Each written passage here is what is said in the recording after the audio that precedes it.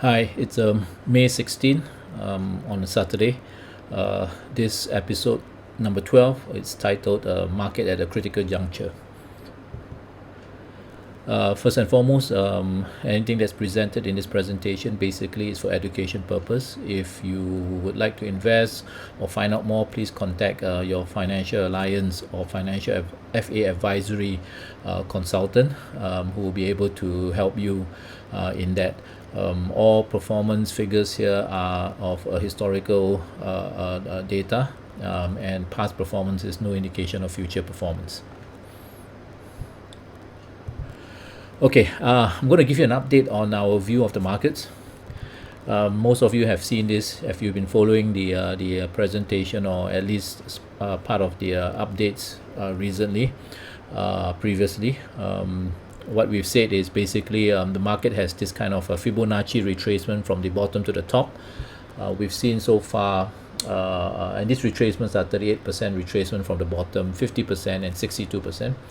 Coincidentally, the markets hit a high of 2954, roughly around the 62% retracement, and until Friday had actually come down and settled roughly around the 2828 level, yeah, just before the close of New York on Friday. We still hold on to the view that there is a 70% chance or probability of the markets going lower, and 1/3 or at least 30% probability of markets going higher from here. The failure to take out the 62% retracement, of course, is one particular technical signal. There are a few others which I will just go through. Another one is basically when you look at the daily chart, we've drawn this before, it's a bearish ascending wedge. If you look at the technical pattern, there has been a breakout here and a failure to retake back the previous high and even to move back into the wedge. So the red line here, which was the previous support, has now become a resistance. So this is quite typical. When you break out from a pattern, markets moves back, tries to retake back or go back into the pattern to nullify the technical level. Previous support now has become resistant. A failure to do so basically actually signals that it's actually proceeding with that particular breakdown or breakout from that particular pattern. Okay. We've also highlighted before that the decline was actually on the back of very high volumes or increasing volumes, and so far the increase or counter rally has been on decreasing volumes, and this is also another technical indicator showing that there wasn't very much conviction with respect to the rally that we've seen since the late March. So basically, from a technical perspective, what we believe is this particular region itself, which is made up of the previous high here, this particular line, so that's a key resistance. The 3000 level is a key resistance because of the psychological nature of it, and basically if you look at a high over here and you extend it over here, that's about 3130. So this region itself, we would deem it as a resistance region, which is very important for bulls to actually take it out in order to swing the rally, or in order for the rally to continue much higher. The failure to actually pass this resistance region actually will hamper bulls, and i.e. Put the buyers towards a downside move actually from here. So this is very critical, and I think we've reached a point whereby this needs to be taken out ASAP. Otherwise momentum will start growing to the downside, and that's why we're in this chapter, in this episode, we're saying over the next week or so, we have reached a very critical juncture.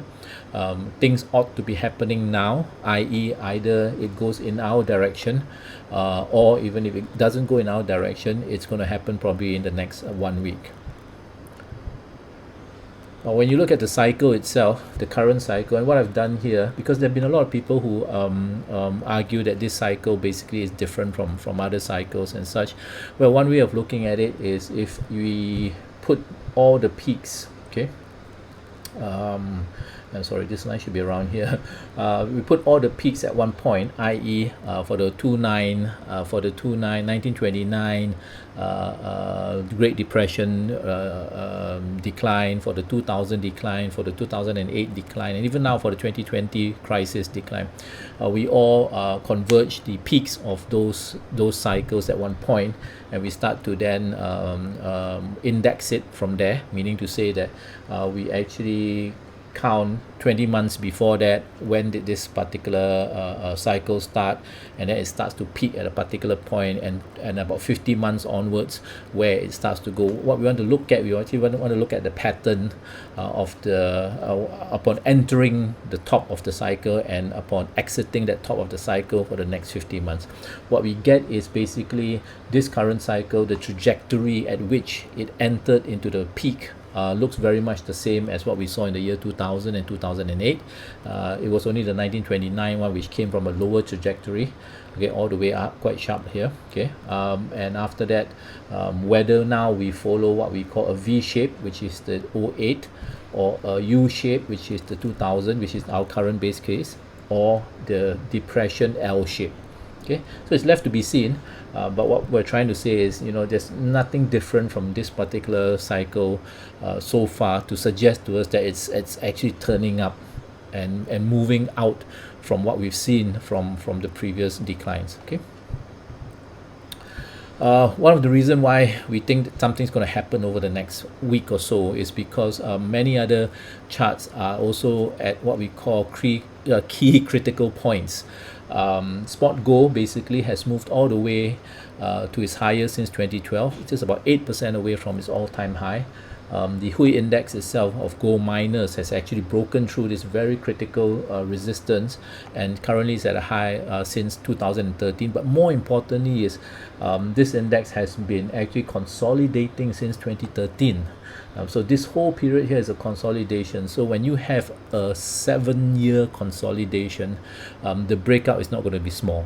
Okay, so basically there's something to look out for. And again, if all these go basically, if you look at the equities and even on bonds and stuff, many of these are really at critical junctures, which suggest that we could get a big move over the next week or so. I just want to go through the bear case. We've highlighted this before, basically, but I just wanted to highlight, I just want to emphasize a bit more about why we think things may be moving into a more volatile scenario. If you remember, I brought this up before. We've always argued that markets are forward-looking, very much like how the markets argue. Okay, but the way we look at it is, for example, in this case of the epidemic curve. When the markets were at A, we were arguing basically the markets need not wait until the curve actually tops out, because the market actually discounts into the future. So when the market was at A, and it looked into the future and it saw the peak coming, the market started to rally. And true enough, it was late March 24th or 25th, markets actually rallied, when in fact the epidemic curve was basically just around here. Haven't even reached the top, probably right in the middle, but market rallied. Why? Because when it looked forward, it saw a peak in the curve. When we reached the peak in the curve, the market looked forward again, and when it looked forward, it saw a falling curve. Okay, and it saw the opening up of the economies, lower death rates, and so on and so forth. So again, market was quite happy with that, and therefore, while the curve was at the peak, it looked forward and it actually saw good news, and basically the markets continued to go higher. Today we are at point C, and at point C, when the market looks forward, what the market does is the market goes beyond the curve. And beyond the curve is where the uncertainty lies, and this is where we've always said that there are a lot of things that the market has yet to fully price in, and therefore once we move past the curve, no longer, it's nothing to do about the curve anymore. It's got to do with other things, whether it's got to do with the economy, the virus itself, the market itself, the re-rating risk. So the whole bunch of stuff that we think that the market has yet to fully discount, we did outline them before in the previous video. Please go and look at the previous video entitled Market as a Discounting Mechanism. 4 categories of things that we believe the markets have not fully incorporated, not fully priced in. economic new norm, deleveraging, systemic risk, market new norms, COVID-19 related risks. Okay, I won't go through each and every one of them. You can actually look at it in the previous episode. What I want to do is I want to update some of the things with regards to these various segments. So for example, on the systemic risk part, okay, so it's becoming clearer and clearer to us now that systemic risk is rising. We've seen a few blow-ups in terms of corporations in Singapore. Some oil companies have started to default, go down the drain. We've seen a few structured products go down the drain in China. We've seen a few countries, not a few, in fact, a lot of countries have gone to the IMF seeking for emergency funding, and so on and so forth. But one of the things that is becoming clear is that this dollar squeeze that we're seeing today, where there's this huge demand for dollars, okay, is becoming a pain, especially for emerging markets. Okay, so what has happened is basically emerging markets continue to need dollars because of either obligations, and mainly from debt obligations, having issued what we call dollar denominated bonds. You need to pay your coupons in dollars, and also obligations in many other instances, trade obligations and so on and so forth. Okay. So basically, the inavailability of dollar, the lack of dollars in the system, given that everybody's hoarding onto dollars, afraid that there could be a squeeze, so therefore I'm not going to release my dollars. In fact, I'm going to hoard onto dollars, is causing many of these countries to find it very difficult to find dollars. Okay, so that's one thing which increasingly, if you can't find dollars and you can't pay your dollar denominated coupons on your dollar denominated debt, sooner or later there could be what we call defaults. That's one thing. Okay, the second thing is a lot of these countries currently today are spending massively because of COVID-19. Just give you something to measure it against. Norway itself, its sovereign wealth fund, or there's this particular fund in Norway, its sovereign wealth fund basically has actually withdrawn a massive amount of its assets, i.e. is selling its assets to withdraw money in order to pay for its COVID-19 spending or fiscal policy. Okay, and as you can see from this chart, the amount that they've withdrawn from this fund, this stabilization fund, or their wealth fund, is massive. It's really mind-boggling. Well, to a certain extent, mind-boggling. But when you look at it, they did spend, like many other countries, a huge amount of money. But the fact of the matter is, Norway had saved up for this. Okay, if you look at actually the net inflows previously, especially when oil prices was very high, Norway didn't spend every single dollar that they earned from oil price from the oil that they sold, but they kept 50% and they spent 50%. So basically they built up a nice buffer for a rainy day, very much like Singapore, which has actually saved a lot in terms of its reserves to use in a rainy day, and currently is withdrawing those reserves. Similarly, Norway is doing the same thing. But you can imagine that many other emerging markets do not have that level of comfort with regards to reserves. Okay, so again, that would be pressure on their ratings, pressure on their ability to pay some of their debts, outstanding debts, and so on. So we've got pressure on emerging markets, both from the US dollar squeeze and also from the need to actually spend so much, and how are they going to pay. Debt to GDP is definitely going to spike up for many of these emerging markets. How is it going to have an impact on their ratings and so on? So basically, there's just a whole bunch of potential systemic risk emerging from emerging markets. In fact, one of the news that came up which caught my eye is basically from it's a Bloomberg news. March actually saw the biggest drop in foreigners' treasuries this century. Of course, this century is from the year 2000 until now. If you look at this chart, you'll see this huge decline here, i.e. basically foreigners were selling treasuries. Okay, the reason why foreigners need to sell treasuries is because foreigners or many countries' reserves, in terms of reserves, they hold their reserves in terms of treasuries.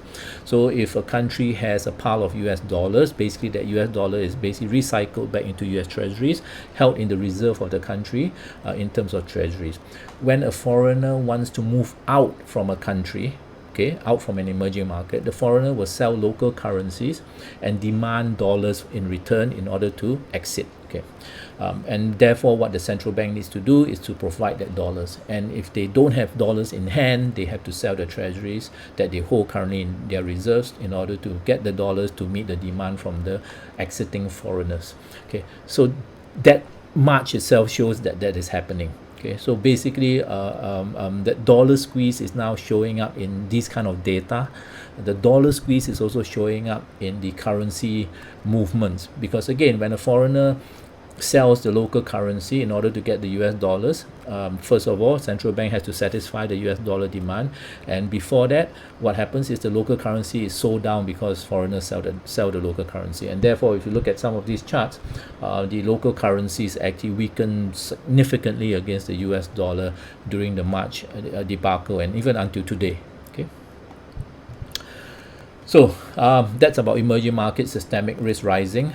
This is about what we call, we've always said that the markets haven't really re-rated sufficiently the COVID-19 risk and the economic risk.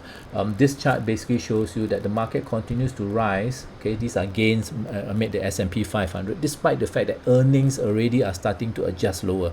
Analysts are starting to acknowledge the fact that earnings going forward, I think 2/3 of US companies are not even giving guidance and stuff, and things are so murky that earnings are beginning to be revised lower, but the market still continue to go higher. That only suggests to you that when earnings are low and markets continue to go high, then your PE is just going to go through the roof. And true enough, current forward PE is really, really high.